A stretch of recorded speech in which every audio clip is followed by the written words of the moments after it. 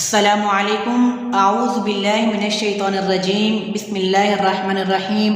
امید کرتے ہیں کہ آپ سب خیریت سے ہوں گے۔ اللہ تعالیٰ آپ کو سلامت رکھے، اللہ تعالیٰ آپ کو اپنی حفظ و امان میں رکھے۔ آج ہم آپ کی خدمت میں ایک نئی ویڈیو کے ساتھ حاضر ہوئے ہیں۔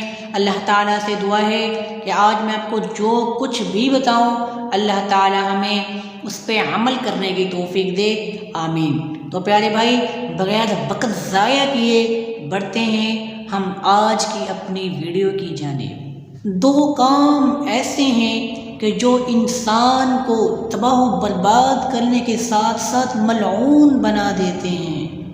پیارے بھائی، وہ دو ایسے کام کون سے ہیں کہ جن کے کرنے کی وجہ سے اللہ تعالیٰ اس انسان کو ملعون بنا دیتے ہیں؟ تو آئیے نبی مکرم رحمت للعالمین صلی اللہ علیہ وسلم کی حدیث مبارکہ سنتے ہیں۔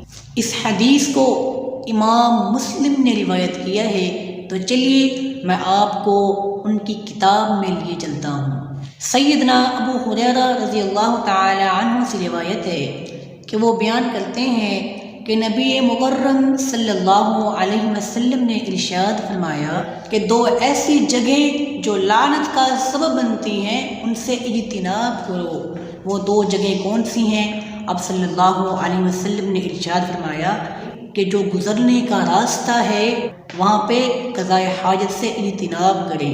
اور دوسری جگہ کون سی ہے؟ رسول مکرم صلی اللہ علیہ وسلم نے ارشاد فرمایا اور لوگوں کے بیٹھنے یعنی آرام کرنے کی سایہ دار جگہ پہ قضاء حاجت کرنے سے بھی منع فرمایا گیا ہے۔ اللہ تعالیٰ سے دعا ہے کہ اللہ تعالیٰ ہمیں ان امور سے بچنے کی توفیق دے۔ اور پیارے بھائی، اگر ہم ان امور سے نہ بچے ہم اللہ تعالیٰ کی لعنت کے مستحق ہو جائیں گے۔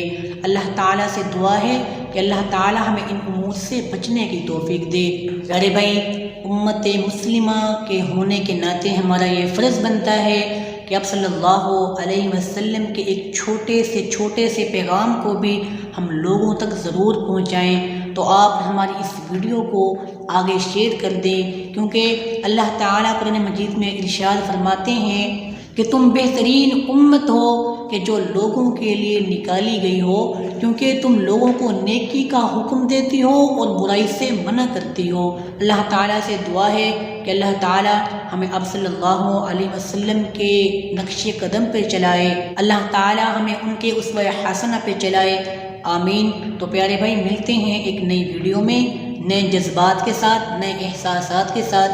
تب تک کے لیے اپنا بہت سارا خیال رکھیے۔ اللہ حافظ۔